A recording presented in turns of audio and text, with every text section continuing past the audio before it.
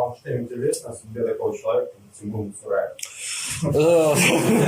Да, короче, да, Тимур, я сейчас хочу сказать тем, кто не в курсе. Дело в том, что Тимур Муцураев – это чеченский бард, причем бард именно с такой пробоевической окраской. Он пел очень плохо, но очень искренне.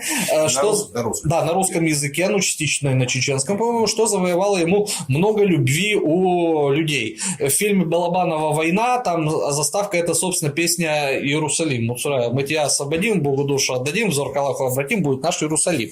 Вот. С Муцураевым, насколько я знаю, все хорошо, он живет как частное лицо в Чечне и просто не публичный. Я читал истории о том, что он там погиб в отряде Гилаева, но это все фигня, с ним все нормально, жив-здоров, кадыризировался успешно и с местными властями проблем не имеет.